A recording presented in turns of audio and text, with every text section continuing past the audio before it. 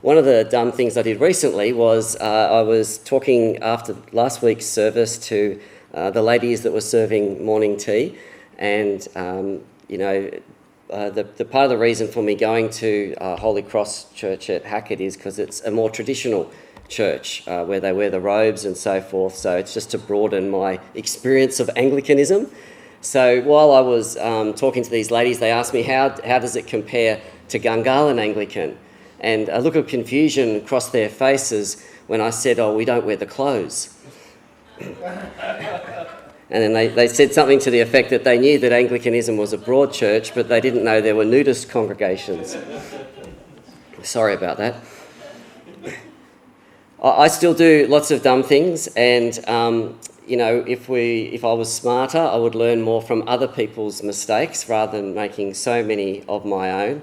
And I guess the truth is that it's part of our human condition that we do muck up, we do stuff up. It's part of our imperfection. We let others down, we fail to follow through, we don't even live up to our own standards, let alone God's. And we see the disciples likewise in our passage make mistake after mistake. Now, we shouldn't be too hard on them. It's only because of them that we know about it.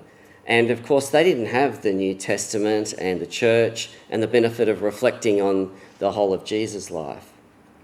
This talk is part of a series that we've been doing on engaging from Luke's Gospel, and about how we can fail in engaging. And that's the truth of it, is that like the disciples, we can all muck up, and I can certainly relate to a lot of the dumb things that we see the disciples do. So, we've got a choice. We can either try and hide and pretend that our failures don't exist, maybe a bit like Adam and Eve hiding in the Garden of Eden when they disobeyed God. We can, try and ignore it or avoid it, distract ourselves, or we can face our failure. We can seek forgiveness and help, and we can fail forward in God's purpose. So let's have a look at 5 rookie errors from the disciples and see what we maybe can learn from their mistakes. So first of all, the disciples lacked faith. Now, I also found encountering Jesus a transformative experience in my 20s. And for me, that was heightened by being diagnosed with serious cancer and then praying for healing. And thankfully, the doctors were surprised when I was able to be taken off the chemo early, because they said the cancer cells had melted away. But no sooner was I in remission than an old schoolmate of mine in Bendigo, Jono, was diagnosed with terminal cancer. At the time, I was posted to Puckapunyal, the army base, which was an hour away, and I remember driving the whole way to Bendigo, loudly praying in the car for him, and then boldly going up to Jono and laying my hands on him while he bowed in discomfort and commanded healing for his body, just like Jesus.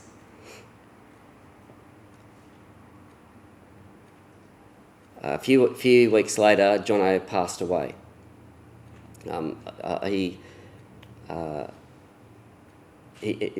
got to see him, not in a good state physically, very in a lot of pain, but at peace with God just the day before he died.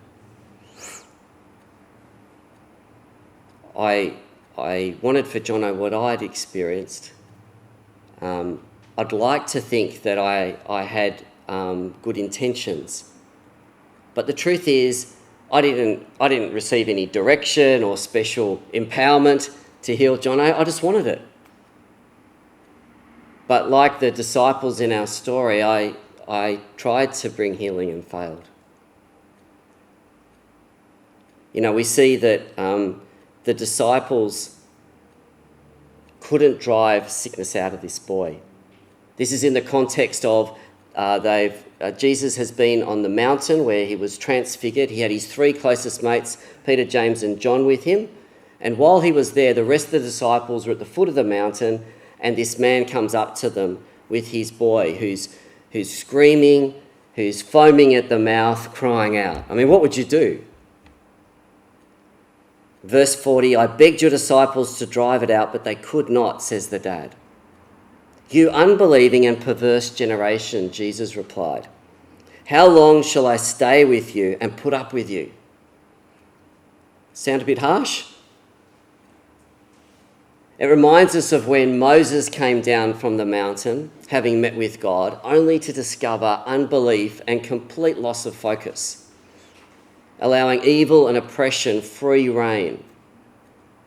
And so Jesus' criticism here isn't just for the disciples, but the broader generation or community of Israelites who have lost faith in God.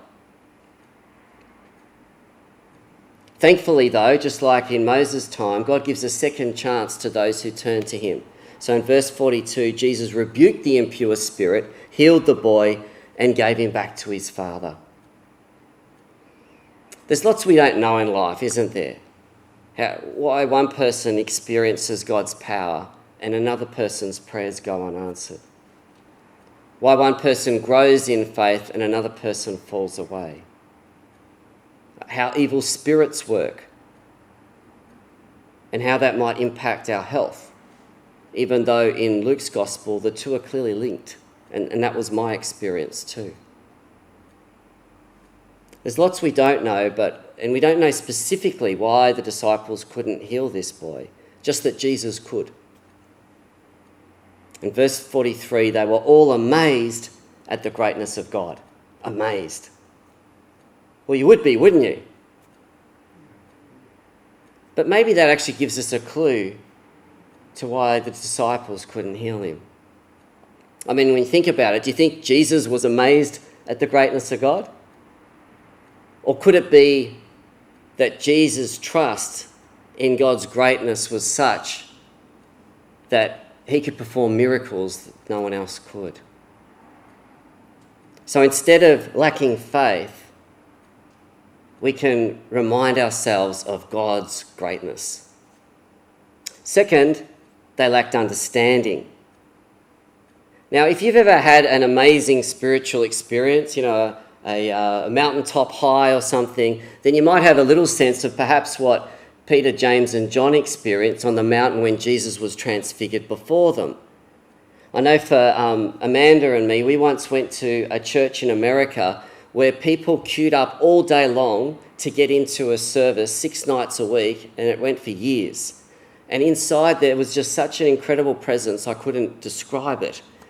But it had such an impact on me, I spent the next year back in Australia longing for that experience to continue, only to end up, disappointed and frustrated. I wanted to live in that spiritual high. And likewise, Peter made the same mistake when he was on the mountain with Jesus, and he wanted to pitch a tent, didn't he? He wanted to stay there. This too is a mistake.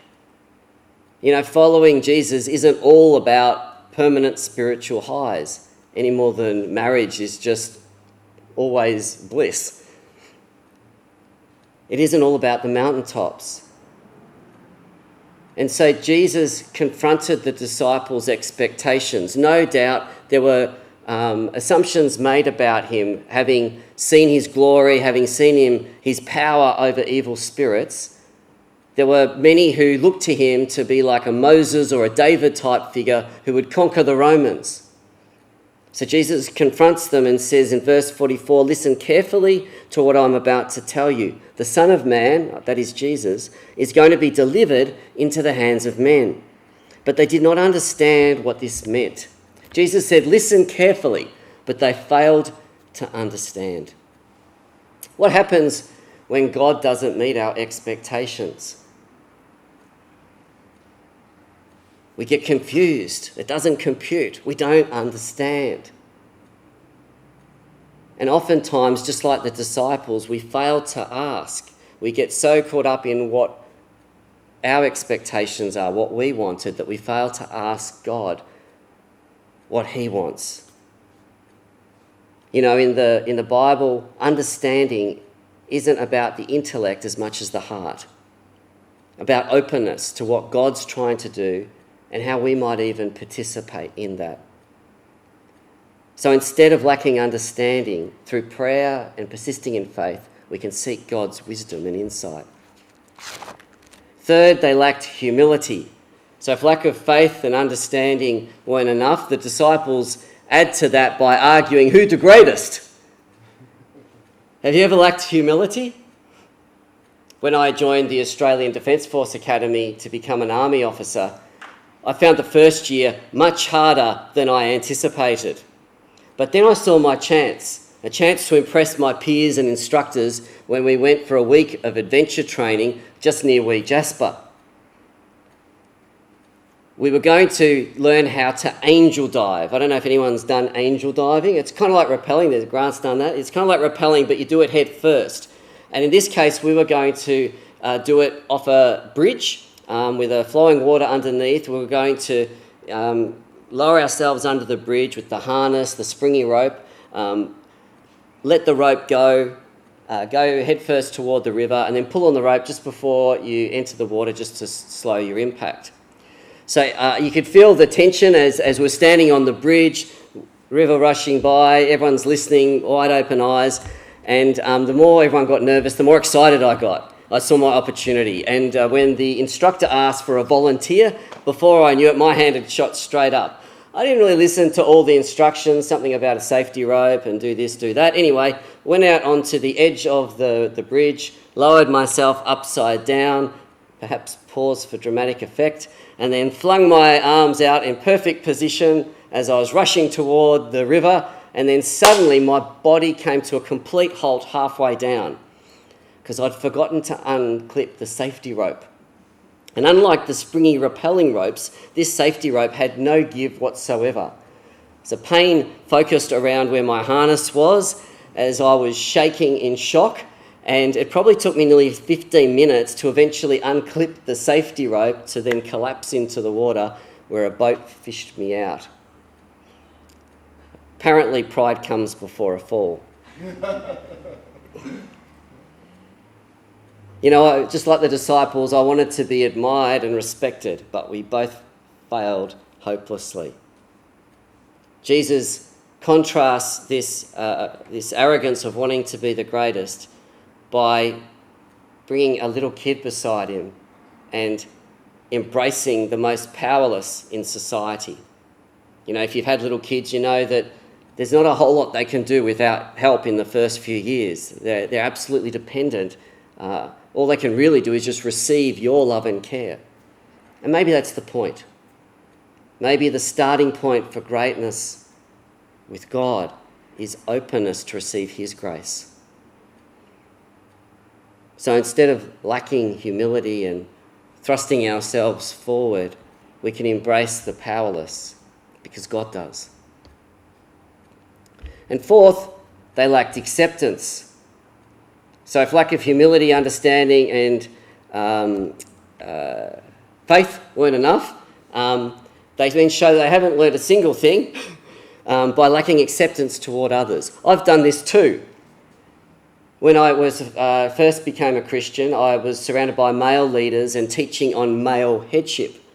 And so when I went to visit a best mate in Bendigo and his new wife, I took it upon myself to explain to her that she really shouldn't be preaching in her church. I'm so ashamed of that. You know, I've apologised to her a number of occasions and she's always very gracious. But that behaviour revealed a flawed attitude in my heart that equated spirituality with being right, rather than embracing other circles and different approaches to secondary issues.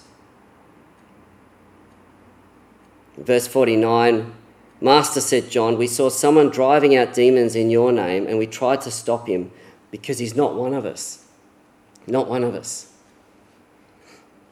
Us and them. Rejecting rather than accepting. You know, the disciples were so focused on their in-group, they wouldn't accept the one guy who could do the thing they couldn't do in casting out demons. Do not stop him, Jesus said, for whoever is not against you is for you. Acceptance.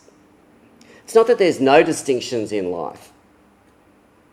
or that everyone who claims to follow Jesus is fair dinkum. Too many celebrity preachers have fallen to confuse that.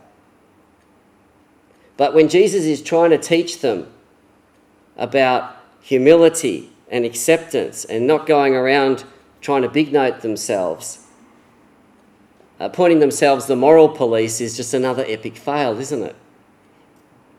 After all, it doesn't say that this demon buster was necessarily all kosher or that Jesus necessarily agreed with everything he did, but he wasn't against them. So they could let him be in peace and let Jesus sort the wheat from the weeds. We can accept those who aren't against us, especially when we consider how much we stuff up. And then finally, the disciples lacked perspective. I've done this as well. When in my 30s, we moved to Canberra to start an experimental outreach for people far from church through very relational, informal approaches. We started with another couple, and it was challenging and, lots of ups and downs along the way. But after 4 years, we'd built a network of around 30 young adults, and 2 other couples had come to faith. But one of the new members started to question my leadership, of all things. Can you believe it? Not that he directly disagreed, but more that he probed and prodded and mocked in a way that threw me off balance. Now, a more mature, secure leader might have embraced this opportunity to listen and maybe learn, identify the truth in what he was saying, talk it through, maybe negotiate a way forward. I wasn't that guy. I got offended and I confronted him, causing a rift and missing an opportunity to grow in humility and wisdom. Likewise, the disciples are distracted by difference rather than pursuing the mission. You've probably heard of religious splits over the years, like the Eastern Orthodox and Western Church, or Catholics and Protestants. Well, this split between Samaritans and Jews goes way back to when the Israelites first went into the Promised Land and developed competing places to worship. So when Jesus comes to a Samaritan village on his way to worship in Jerusalem, he's not welcome. The disciples were furious, especially James and John, who'd just come down from the mountaintop experience. They want to let rip with both barrels, reminiscent of Elijah calling down fire on Mount Carmel. Jesus, up to this point, has put up with their nonsense and cast out an evil spirit, but now he turns and rebukes them, and then goes on to another village, presumably elsewhere in Samaria, a constructive option that the disciples apparently missed. Not only that, Jesus in the next chapter tells the story of the Good Samaritan, highlighting the need not to be reactive and narrow-minded. So instead of lacking perspective, we can turn toward the kingdom possibilities right in front of us. So hopefully that paints a bit of a picture for you. I've done all the dumb things. The disciples have done a lot of dumb things. And I don't know, maybe occasionally you do too. It's part of our human condition, our fallenness, our imperfection. We're all tainted by stuffing up. And the Bible teaches us that that's not okay, that real failure has consequences, separating us from each other and even God. So the opportunity or the option is to either hide, putting our heads in the sand or hoping God won't notice, or to acknowledge our failure and seek forgiveness and growth through Jesus. Failure isn't fatal if we keep returning to Jesus. After all, Jesus paid the price for our failure. It says he was going to be delivered into the hands of men. Ironically, as the only perfect one who never failed, He gave up his life to pay the price for all our stuff-ups, satisfying God's requirement for justice while extending grace to those who seek forgiveness. Failure isn't fatal if we keep returning to Jesus. This is the miracle of resolving fundamental failure. To be able to move beyond dumb things to serve God's purpose. It's a very high calling and a great challenge. But it's the opportunity of eternity for those who seek to follow Jesus, the author and perfecter of our faith.